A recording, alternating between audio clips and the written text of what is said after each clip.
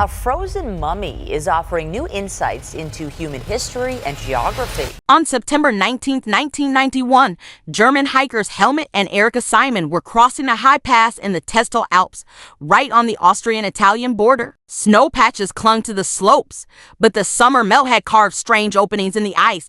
That's when they saw what looked like the upper body of a man, dark and shriveled, half embedded in the glacier. At first, they assumed it was a modern climber who'd met a tragic end.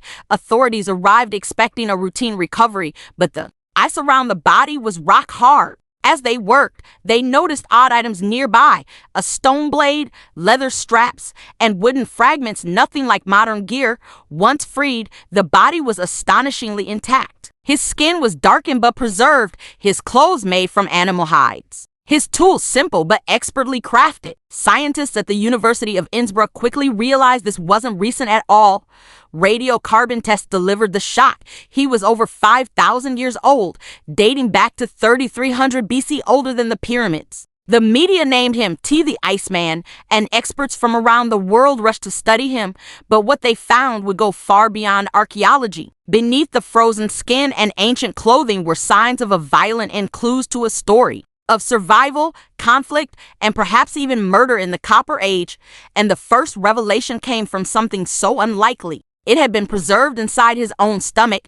Unbelievable preservation. When scientists finally examined Ötzi up close, the preservation was unlike anything they'd seen. Most ancient remains are little more than bones, but here was a complete human, from hair to toenails. Still wearing his final outfit, he was dressed in a coat and leggings made from goat and deer hide, a grass cape, and a bearskin hat. His shoes were waterproof and insulated with dry grass, primitive, yet engineered for survival in the harsh alpine climate. Even more astonishing, his internal organs were still there. The cold and the ice had essentially freeze-dried him, halting decay for over 5,000 years. Every detail from the lines in his fingerprints to the contents of his stomach was preserved, and those stomach contents told a story. His last meal? Dried ibex meat, einkorn wheat, and traces of herbs, the diet of someone used to both hunting and farming. There was also evidence of fresh meat, meaning he'd eaten not long before his death. His body held other secrets. Microscopic pollen grains lodged in his intestines suggested he'd traveled up and down the mountains just before he died, moving between valleys and high passes. Cuts, bruises, and healed fractures told of a life of hard labor and possible conflict. Every layer of Ötzi's body seemed to reveal another clue. But the most puzzling marks weren't from work or accidents, they were deliberate. Dozens of tiny dark lines etched into his skin formed a strange pattern. They weren't injuries. They were something else entirely, and would open the door to one of the oldest medical mysteries in history. Theories of his final moments. At first, archaeologists assumed Ötzi had simply frozen to death in a sudden storm. After all, high-altitude weather can turn deadly in minutes. But the evidence didn't fit that story. His equipment was too complete: bow, arrows, copper axe, fire starting kit. A man caught off guard by nature might drop gear in panic, yet Ötzi still had nearly everything. Then came the more chilling detail: the position of his body. He wasn't sprawled as though blown over by wind. He was lying face down, one arm awkwardly twisted like he'd fallen hard. His left hand had a deep cut between the thumb and forefinger, the kind of wound you get when blocking a blade. CT scans revealed something no one expected: an arrowhead lodged deep in his left shoulder. It had torn through an artery. That injury alone would have killed him within minutes. Whoever shot him hadn't removed the shaft, suggesting the attack happened quickly and left no time for help. More clues pointed to violence. The unfinished arrows in his quiver suggested he'd been interrupted mid-task, and bruising on his ribs hinted he may have been in a physical struggle before the fatal shot. This wasn't an accident. It was a targeted killing. But why? Was it revenge? A fight over resources? A clash between tribes? Ötzi's life story had now shifted from survival in the wild to a Copper Age murder mystery, one with suspects we'll never meet, motives we can only guess, and evidence locked in ice for millennia. And yet, the marks on his skin, the strange dark lines from head to foot, hinted at a side of his life that could rewrite what we thought we knew about ancient medicine, tattoos, and Copper Age technology. When researchers studied Ötzi's skin under infrared light, they found more than 60 tattoos, not decorative ones like we see today, but simple lines and crosses placed in very specific spots. These marks ran along his spine, knees, ankles, and wrists. At first, they seemed random, but when scientists compared their placement to modern acupuncture points, the pattern was unmistakable. They lined up with areas used to treat joint pain and back problems. T's bones revealed arthritis in those very joints. It suggested something extraordinary, that 5,000 years ago, people may have practiced a primitive form of acupuncture or therapeutic tattooing to relieve pain. The ink wasn't like ours either. Microscopic analysis showed it was made from soot, rubbed into small cuts in the skin. This would stain permanently, but also slightly irritate the area, possibly increasing blood flow and easing discomfort. Alongside the tattoos, his gear showed incredible craftsmanship for the Copper Age. His copper axe head, made of 99.7% pure copper, proved he came from a society already skilled in metal smelting. This wasn't just a hunter. He was a man carrying advanced tools for his time. Even his bow, though unfinished, was made from yew wood, a material prized for its flexibility and strength. His toolkit included a bone needle, birch bark containers that still smelled faintly of charred herbs, and a stone dagger worn smooth from use. These details painted a picture of someone resourceful, prepared, and possibly respected in his community. But they also hinted at why he might have been a target, because in an age where copper was rare and valuable, carrying a weapon like his was the equivalent of walking around with a fortune in your hands. Theories about his life and status. The more scientists studied T, the more it became clear this wasn't just any wanderer caught in the mountains. His copper axe alone made him stand out. In the Copper Age, such a tool was rare, requiring skill to smelt metal from ore and trade to obtain it. Whoever owned one likely held status, whether as a skilled craftsman, a leader, or someone connected to power. His clothing also suggested resources and planning. The mix of goat, deer, and bear hides meant access to different hunting grounds or trade networks. His shoes, insulated with grass, were built for long treks, not just local travel. Then there was his health. While T had arthritis, worn teeth, and evidence of hard labor, he was still relatively well nourished for his era. He carried high-protein foods, medicinal herbs, and tools for making fire, all signs of a man who knew how to survive and plan ahead. Some researchers think he may have been a chieftain or a figure of importance in his community. Others believe he was more of a specialist, perhaps a metalworker or hunter. Value for his skills, but high status also comes with risk. In small, resource-strapped communities, power struggles could turn deadly. A dispute over land, animals, or trade could easily escalate into violence, and T's final journey up into the high pass where he was found might not have been a simple hunting trip. He could have been fleeing danger, heading toward an ally, or trying to cross into safer territory.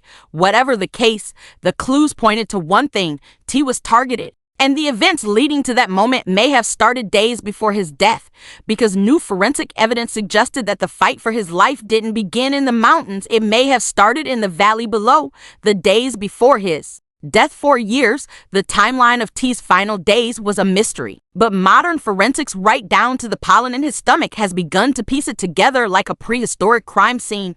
Analysis of his digestive tract revealed his last meals. In the hours before he died, he'd eaten red deer meat, ibex, and einkorn wheat bread, all seasoned with herbs. The meat wasn't cooked in campfire ash, it was roasted, suggesting he still had the time and presence of mind to prepare food, not just scavenged scraps. Pollen grains inside his gut told an even stranger story. Some came from plants found in lowland valleys, others from the alpine slopes. This meant he had traveled up and down the mountains within a short period, possibly within 2 days. Then there were his injuries. That deep cut on his hand, it was fresh, no more than a day or 2 old, and it showed signs of defensive movement. It was as if he fought someone off, escaped, and then kept moving.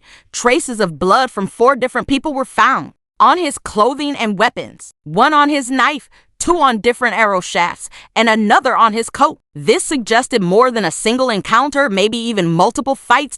So why keep climbing higher? If he was injured and hunted, heading deeper into the mountains seemed suicidal, unless he believed his pursuers wouldn't follow him there. The evidence painted a tense picture. T on the move, wounded, exhausted, possibly carrying stolen or disputed goods. Each stop to eat or rest might have been his last safe moment.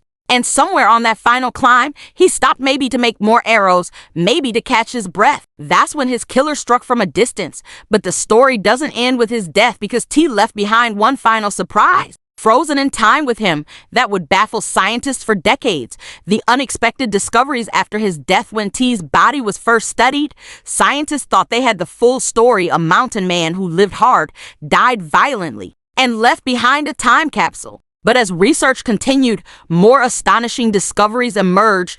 The contents of his stomach alone revealed a prehistoric diet that challenged long-held ideas. He ate dried meat and grains, yes, but also a variety of wild herbs and plants previously unknown to be part of Copper Age nutrition. This pointed to a sophisticated knowledge of edible plants and medicinal herbs.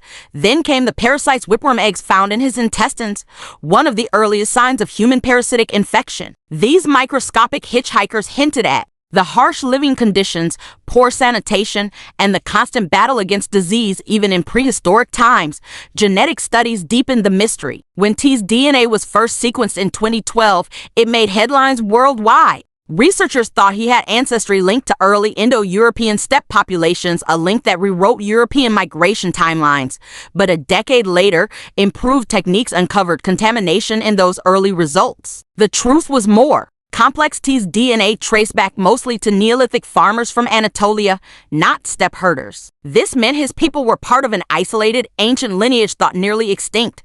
Perhaps most shocking was the revelation of his physical health. T wasn't a robust mountain warrior immune to illness. His genome showed predispositions for heart disease, arthritis, lactose intolerance, and even Lyme disease, the oldest known case ever found. These findings shattered the myth of ancient humans as purely hardy survivors. T's body revealed a man vulnerable to the same chronic illnesses we face today. His therapeutic tattoos weren't just cultural, they were desperate attempts to manage pain. Each new discovery peeled back another layer of the story, turning T from a frozen curiosity into a deeply human figure, caught between survival and suffering in a harsh, dangerous world. But even with all these insights, the final question remains: who killed T and why? The murder mystery and legacy story is more than archaeology. It's a frozen murder mystery, a glimpse into human nature 5,000 years ago. His violent death reveals that conflict, betrayal, and survival struggles are as old as civilization itself. He was not just a victim of nature, he was hunted and killed, high in the mountains, alone and far from help. Why? That question may never be answered. Was it tribal rivalry, a personal vendetta, or a desperate fight for resources? The blood from multiple people on his belongings suggests a tangled web of human relations and violence. Yet, T's legacy goes beyond his death. He's a window into the Copper Age, a time when humans were mastering new technologies like metalworking, developing early medicines, and navigating the complex social dynamics of growing communities. His DNA reshaped our understanding of ancient migrations, showing us a lost lineage connected more closely to Mediterranean farmers than to later European populations.